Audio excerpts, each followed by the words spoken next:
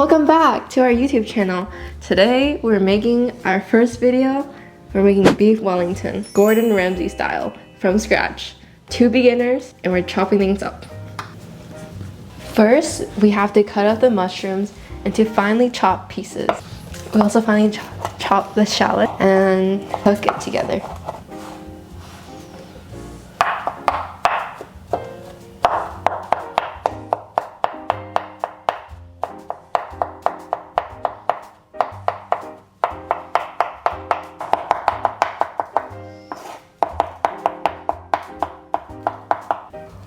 Right now we're chopping mushrooms. These are just baby Bella mushrooms from the grocery store. Any mushrooms will work for this actually. I just prefer the Bellas because they're a little bit more meaty flavor, which complements the beef really well. We're transferring the mushrooms into a separate bowl so we can cut our shallots. All right, we're gonna peel the shallot. It's pretty simple. Just find a little edge on the skin, that'll come right off. Now, we take our shallots and we cut them up.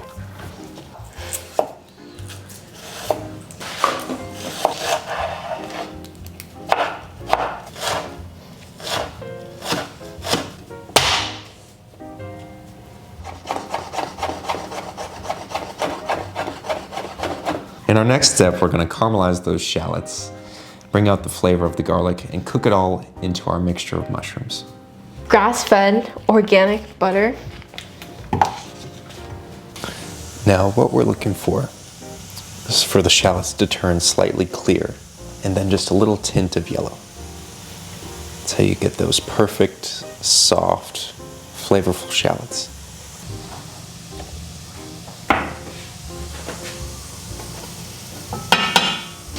Did I burn it? Comment section. Chat, did he burn it? This is gonna absorb all the butter like instantly. Yeah.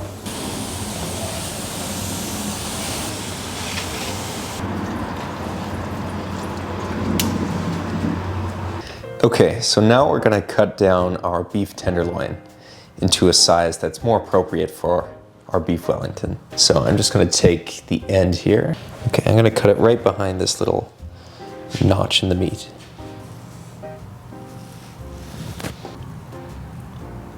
Look at that marbling.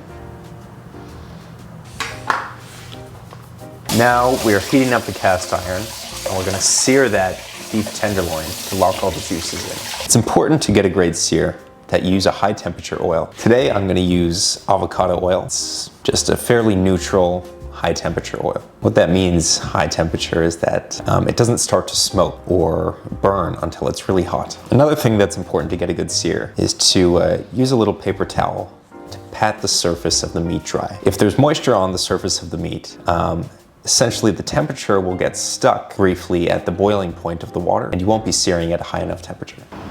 Okay, I think we're ready to sear it.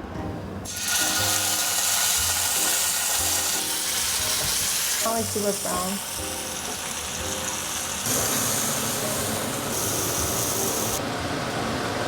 Wow, that smells so good.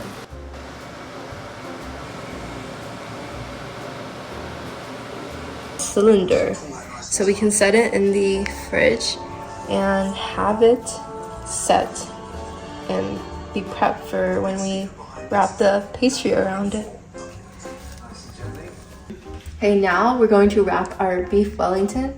We took some pastry dough, we thawed it and extended it or rolled it out. Now we roll it.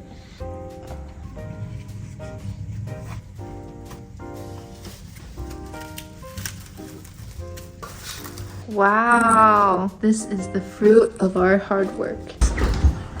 Okay.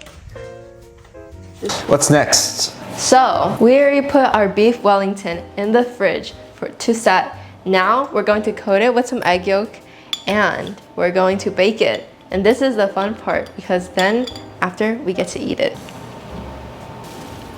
This is our finished product. Now we're going to coat it with egg yolk and then we're going to create little designs on it so it looks prettier. Now we put it in the fridge so that it can harden and become one big slab of beef, mushroom, and pastry. So then it can stay intact while we're baking it.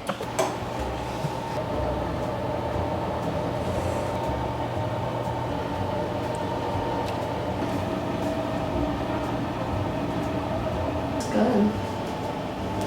This is our finished product of a few hours of work. We just salted it. Now we're gonna put in the oven for 400 degrees Fahrenheit for around 30 minutes, depending on how we feel. But usually for this size meat, it'll take around like 30 to 45 minutes.